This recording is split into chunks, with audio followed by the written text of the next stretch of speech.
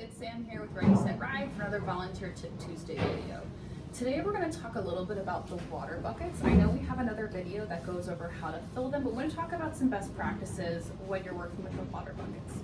So the first thing we kind of want to look at, especially right now in the winter with it being so cold and ice being a thing, is that you want to make sure that if you're using this hose, when it's out, you can go ahead and do whatever you need, but when you're done with it, it needs to go into either an eyelet here or into the bucket so that we don't get a lot of puddles in the floor, and it makes it a little bit harder for the next morning to clean up.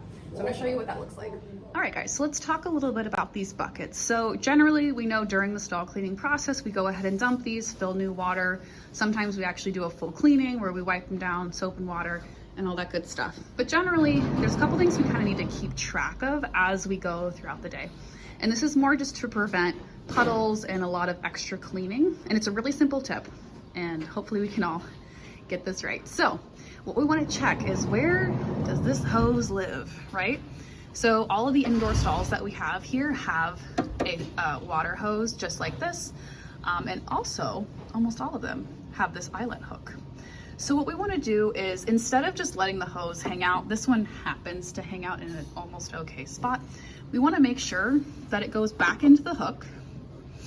And also, the important part why we even have these is that we want to make sure that the hose can drain back into one of the buckets, right? I know this one's not full, but ideally we want to be able to let those drain down here so it doesn't end up on the floor making a whole bunch of mess or anything like that, right?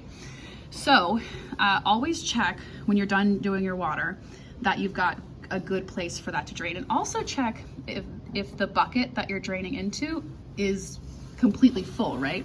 Because if these drain overnight for many, many hours, it might fill up and overflow anyway. So just kind of do those checks as you're leaving your stall to make sure your hose is in a good position. Sometimes the hoses, since they are a little firm, are a little tricky to like align correctly. So if you need to do something like grab another clip, or some people I've seen run it through here between this hook, it's a little hard to do one-handed, but that'll keep it affixed. That's also an option, and it's not going to cause any problems.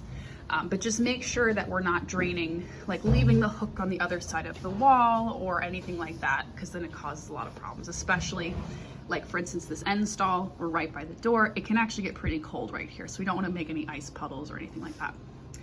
All right, so that's it for this week. If you have any questions, let us know in the comments.